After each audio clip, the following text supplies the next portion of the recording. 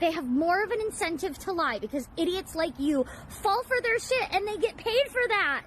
Do we just get called idiots by an official voice actor and what? Anyways, I guess you guys should get ready for me to lie to you more and make even more money out of this, I guess. So yeah, buckle up. In the past week or so, I've seen Genshin voice actors, English ones, trying to defend the strike, quote unquote, and their behavior in general, and, you know, basically everything. And mainly they have been doing a super bad job at it, like you've seen at the beginning of the video. Let's just go quickly through some of the terrible attempts, and some of them might be good. The first one is Paimon's voice actor, obviously. They didn't do much except just call everyone idiots and call YouTubers liars, and then they said that anyone's opinions about this matter, if they're not voice actors, just simply doesn't matter and they should just shut up. Want a game to go union? The game should go union. Nobody else's opinion matters. That's it. So they're definitely not doing much to help the image of VAs in this point right now.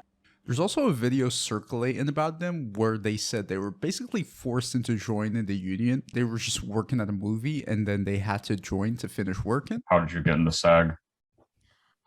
I was forced into it, Which is normal, by the way. It's not like a huge deal, but it just shows that it's not like they stand for the unionizing thing or something like that. They were just forced basically to join, and now they signed the contracts and they're part of it, and now they're just trying to unionize the whole project. Lastly about them is that one of the very interesting points they made here is that YouTubers are incentivized to lie because they profit out of this, so you shouldn't listen to their opinions. That's a very weird point because they will benefit the most from any out of this, so wouldn't that make them more incentivized to lie than YouTubers? How are you supposed to believe someone who's affected directly by this and just not believe some YouTubers because they have monetary incentive? It literally doesn't make sense. That's one of the respectively stupidest points I've ever seen. But yeah, they basically just had a whole mental breakdown, calling everyone either stupid, liars, or that their opinion doesn't matter. So yeah, it didn't really help much.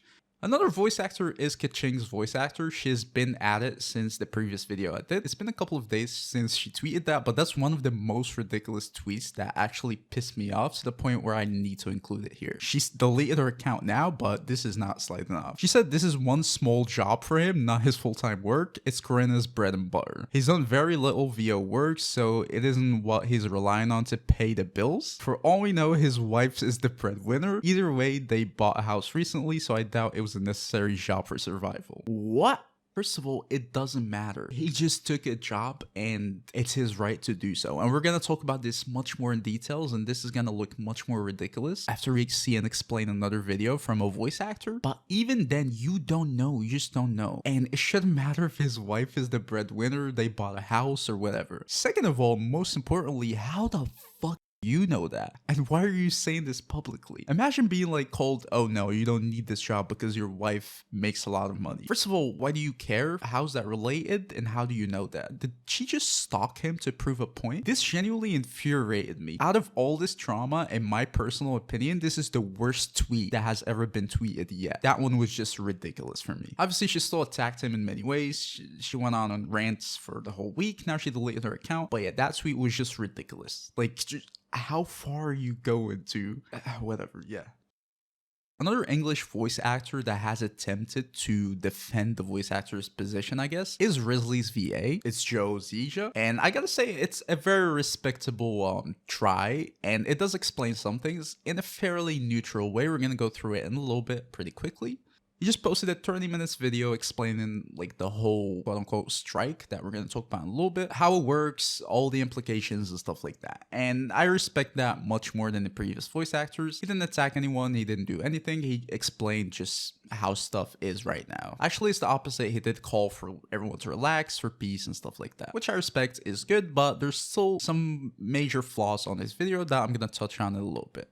So yeah, let's start off with this video. It's going to be a 30 minutes long video. I would recommend just watching it, genuinely. I think it's a good video. It explains the other side pretty well, so I think you should watch it. But if you want the too long didn't read, I made basically 16 bullet points in that video that he talked about. Those are going to be the main points. The first one is that union members are not allowed to work on struck union projects. And the big point here is that Genshin is not included. So union members just cannot work on struck projects that are union projects. Genshin is not a union project, and it's not struck. That leads us to the second point, which are there are no rules preventing union actors from working for Genshin. And the third point is that actors are choosing to strike Genshin Impact. There are no regulation, no rules, nothing like this. The actors just decided to use momentum from striking other projects that are union projects, and we're like, okay, we're getting a lot of public support now. Let's use that public support to stop working for Genshin and put pressure on them to become a union project. This is the fourth point. But basically, all this means is that this is not even a strike in the first place. He clearly states that in the video. It is not a strike. It is just basically a work refusal. Again, though, it's not a strike, and it has nothing to do with the union. Since this is not a strike, I'm not gonna call it a strike. It's not an official strike. No one is governing this strike. It's basically just a couple of voice actors deciding to stop working for Genshin to force it to become a union project. The fifth point is that actors do not agree on what they want from Hoyo. So this is a very messy work refusal in a way. They don't all agree on the main point. Some of them just want AI protections. Some of them want Hoyo to be a union project with Genshin Impact, Zenless Zero, Honkai, and everything. Some of them just want Genshin to be a union. It depends a lot. Every voice actor has a reason to stop working, but the main thing is that this is not an organized strike with a clear goal. It's just kind of a mess. That's why some of them worked, some of them stopped, some of them worked for a little period and stopped, whatever. We can summarize these first 6 small points in one big point. We can summarize them in one big point is that actors chose to have a work refusal for Genshin Impact, but it's not organized, it's not official. Everyone is kind of just doing their own thing and everyone wants different things. In conclusion, it's a very messy work refusal and everyone's doing their own thing.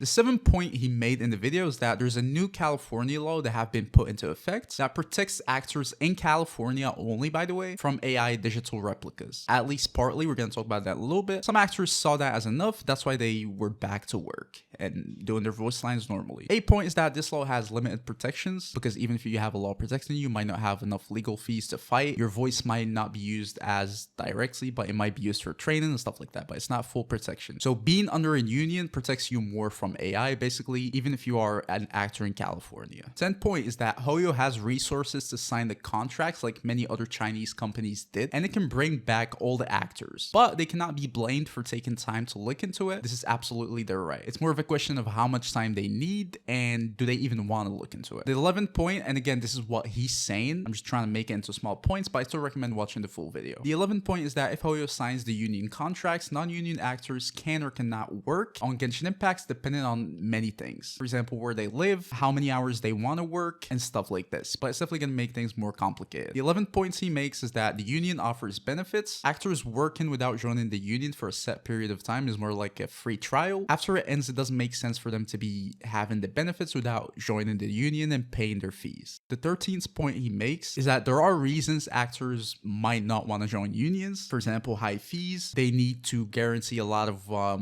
union work projects for them to guarantee certain stuff like healthcare and stuff like that. It technically prohibits you from doing non-union jobs, etc., etc. So they need to calculate this in the right way to make sure they're getting benefits out of the union and not the other way around. 14th point, which is very important, union actors are technically breaking rules working for Genshin Impact off guard, technically. 15th point, even if actors join the union, they can turn FI Core, which is not like a full member. They lose some of the benefits, but that means they can work on non-union projects like Genshin Impact. So a voice actor can be in the union and still work on Genshin Impact, but they do lose some benefits from the union. And then finally, the last point is that there is a non-measurable social element for actors that they also need to think about. For example, they can be shamed for working non-union by other union members. They can be shamed from the community for not wanting to voice their actor. They can be shamed for other union members for going like FI Core, etc., etc. He says that this is a very non-measurable thing. It depends on every person, how they think.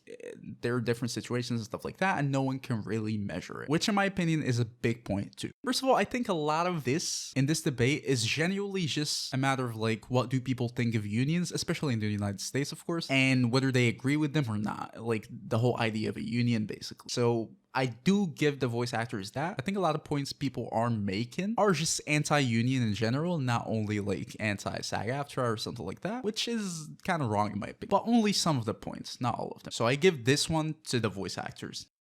Now, moving on to the problems with this video, in my opinion, the first problem is that Obviously, this strike is not focused on AI. AI might be part of it, but we've seen that a lot of actors already have protections from AI since they're already in the union and they are in California, like Paimon's voice actor, for example, and many other actors. And the big thing about this is that they just want to unionize the projects for them to get more benefits, like more money, more pay, healthcare, whatever. It is technically their right. I'm not saying they're wrong for that. But the thing is, this is not an AI like strike or work refusal like it was portrayed to the public a couple of months ago. AI is a very small part of that. The main thing is that they just want to unionize the Genshin project. And in my opinion, they kind of lied to the public for a couple of months, which is very bad. They still lied to the public to get more public support for them refusing to work, even though the intentions they portrayed to the public were not right. In my opinion, this is a big problem.